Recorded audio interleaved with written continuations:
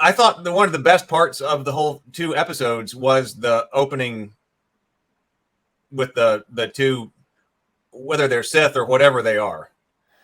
They seem to be, as far as I could tell, mercenary Force users of some kind, with Baylan as an ex-Jedi. They did say he was an ex-Jedi. Ex-Jedi. I do agree with you.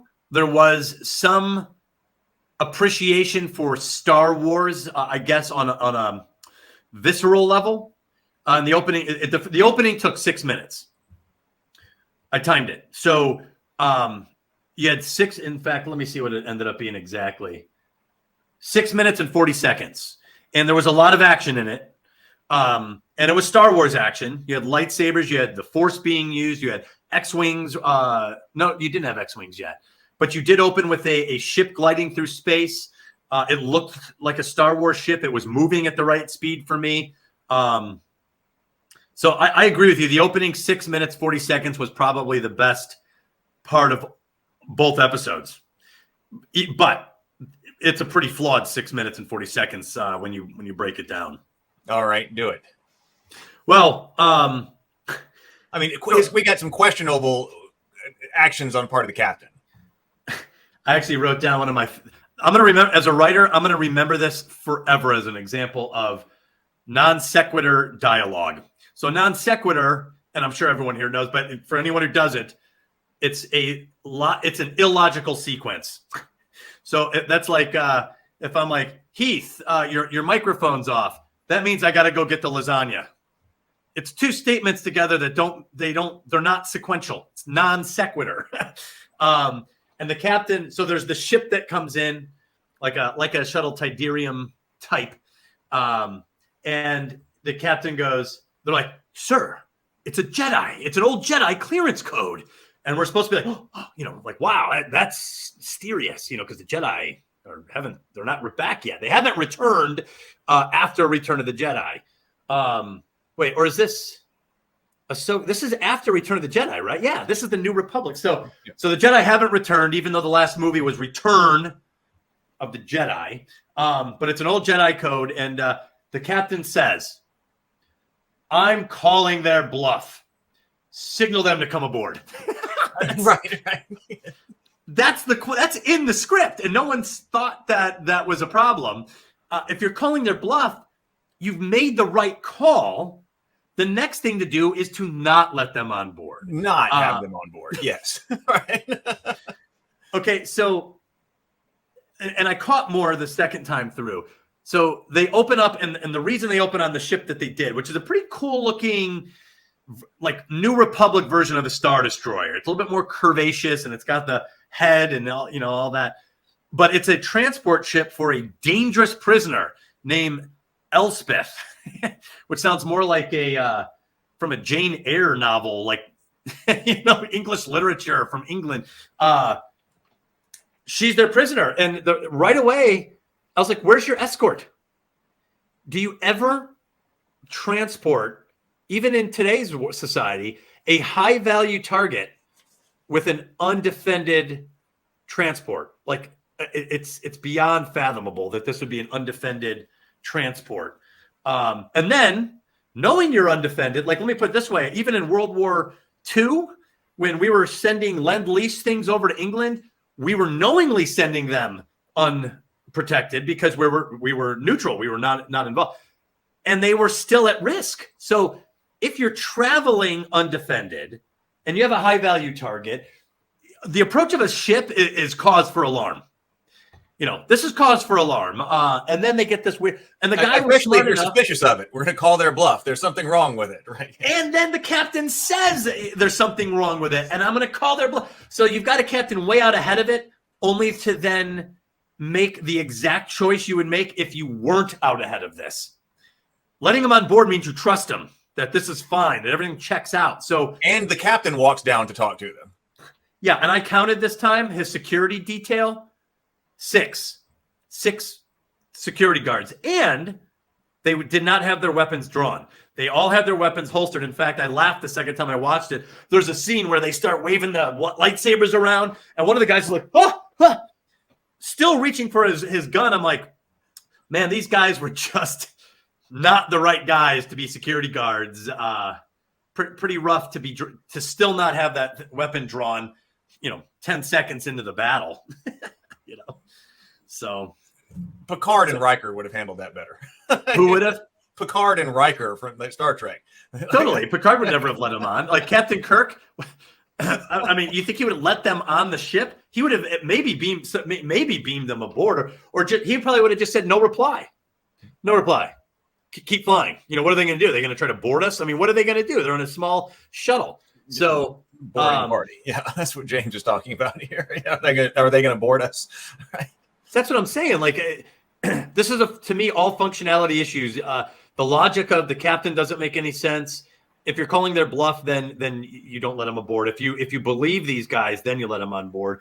And then the two people approach, and I did appreciate the image of Ray Stevenson's character Baylan. He looks imposing. Mm-hmm. I wish he's not wasted in what appears to be bad script, but he felt like a menacing Jedi. Like I would have loved I want to see more of him. He was intimidating, and even there's a scene where he's blocking laser bolts. He just moves his lightsaber just an inch or two to the side, and I'm like, that's how you block laser bolts. You're a guy under control, and he conveyed all that, and I really appreciated that presence in the show. Unfortunately, he's an island of presence in a sea of non-presence. None of the other characters had much of a presence to me. I agree. I think that Shin Hati is the name of the apprentice that he's got. But I liked also her. So I would say the two of them, she contrasts with him so well, visually and things like that. And she also has, whereas he's under I would talk more about like emotion and some kind of characteristic of a personality. She seems like she's got one that contrasts with his. And so I think that, yes, him, but then the pair of them are the high point. Yes, I would agree. I'm not as big on her, but she didn't do a bad job. And she has an interesting face. I thought she handled a lightsaber fairly well. Like she didn't look completely out of sorts. The battle with, we'll get to that later, but I think she was okay. I'm not negative on her, but I am positive on Baylan. I thought he was a cool character. But you're right. The two of them together probably are one of the more compelling, I guess, duos on this on the show. So they free the woman on board because that was their goal, to get on board and free the prisoner. And they do that, and you say that takes 6.5 minutes or something like that. And then we go to Ahsoka. Yeah, so and they show what you kind of want to see from Force users, competency with a lightsaber, overpowering larger numbers,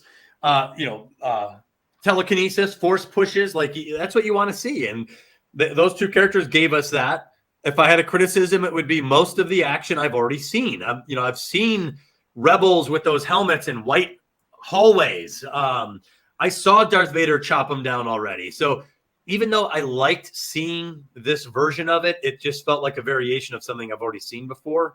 So there was like an excitement and then kind of that's it.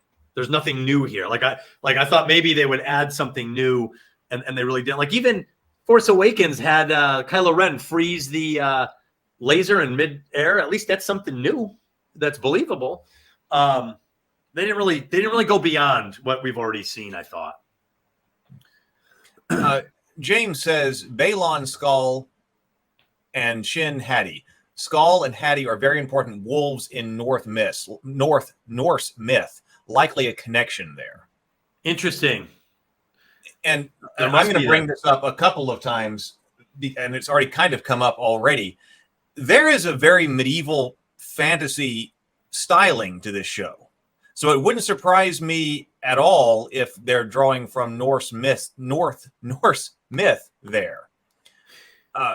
Because I see that, which I don't see in Star Wars elsewhere. Well, I mean, change the names a little bit.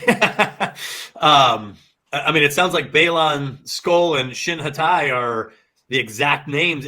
James, are those the exact names of the Norse gods? Well, I think Or it's the I think Norse it's the last wolves? names, Skull and Hattie. Okay. So That's pretty direct from Earth culture then. they're only mentioned in passing in the materials we have, but they chase the sun and moon in hopes of catching and eating them. Skull means the one who mocks. Hattie is the one who hates. Okay. Which does fit for her. It seems like with her facial expressions and things like that. But even Baylan, when I think Baylan, I think of, it's not spelled exactly the same way, I don't think, but Baylan Greyjoy. Baylan Greyjoy. Baylan Greyjoy, yeah. So it's just Skull and Hattie, but the spelling is the same. So okay, that's pretty odd. See, I think I would have messed up. I would have played with the spelling at the least, because otherwise, if it's actual cultural references to our planet, whatever. I mean, at this point, that's the smallest concern. But that's interesting, James, that you say that. At least there's an effort to tie it into something recognizable, I guess. I guess you could say that. But so they do rescue this person named Elspeth, and she is, an enemy of the New Republic, and fairly dangerous apparently, but not dangerous enough to provide security escort for her transport. And she's saved rather easily. This doesn't look like to be a big challenge for the two Merc Jedis. Not exactly subtle. It's a real easy jailbreak. Well, they're talking about names. There's a dude named Ellen, or Ellen Sleaze Bagano. Yeah. Sometimes creativity misfire. You can miss. Well, there's also an alien race called the Mon Calamari. Yeah. But that somehow works, that they get away with that one. Well, and a big monster called the Rancor. True. Yes, but again, I think they couldn't call that the big unfriendly. They had to go with something like the Rancor. That's true. But I think also the delivery, the portrayal of what it is you're naming is what will really seal the deal on whether that name works. I have a feeling Baylan Skoll will be fairly well remembered. He's one of the few new names on the show that I remember. I didn't even remember The Apprentice. I didn't remember a lot of the other names in the show, except for like Hera and Ahsoka and Sabine. I already knew them. So anyway, so they rescue this lady, and they take her away. And she's like, Jedi knows about the map. Her name is Ahsoka Tano. And then you get the title reveal, and, then we switch. We switch settings. So after a rather lively opening, this show slams on the brakes and pretty much stays idling for the rest of the next two episodes, in my opinion, with some action, but very, very boring action, in fact.